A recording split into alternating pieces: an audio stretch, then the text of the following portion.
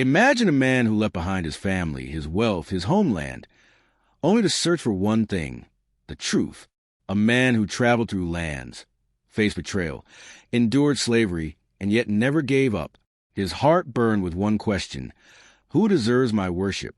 This is the story of Salman the Persian, R.A., a journey that teaches us that whoever sincerely seeks Allah, Allah will guide them to him. Salman al Farisi, R.A., was born in Persia in a wealthy family. His father loved him dearly and wanted him to follow their religion of fire worship. Salman was trusted to tend to the sacred fire, which they believed was holy. But deep inside, he felt restless.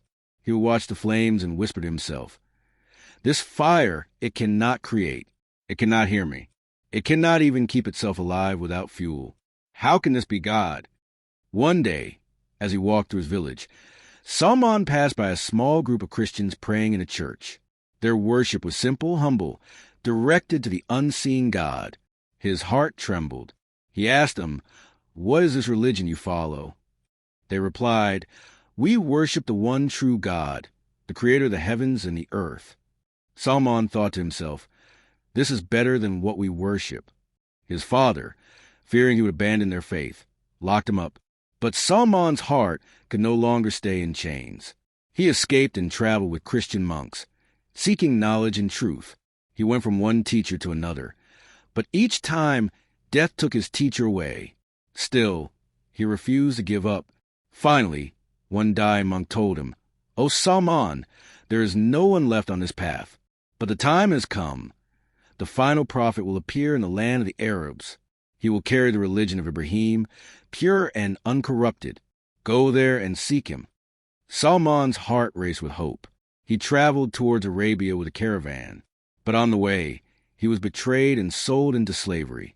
Years passed, and he became the servant of a Jewish man in Madinah. Yet, even in chains, he remembered the words of the monk, "The final prophet will come to this land." Then one day he heard whispers. A man in Mecca claims to be a prophet. Salman's heart leapt.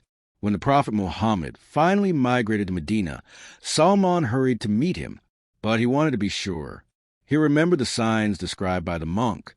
He brought some dates and offered them, saying, "This is charity." The prophet did not eat from it. Salman's eyes filled with tears. The sign was true. The next day, he came again with dates. "This is a gift," he said, and the prophet ate from it. Another sign confirmed. Finally, Salman looked for the mark of prophethood between the shoulders of the messenger, and when he saw it, he burst into tears and fell at his feet, crying, "I bear witness you are the messenger of Allah." From fire worship to Christianity to slavery to Islam, Salman's journey had ended, but in truth, it had only just begun. Sincerity leads to guidance. If your heart truly seeks Allah, He will open the doors no matter how far you are.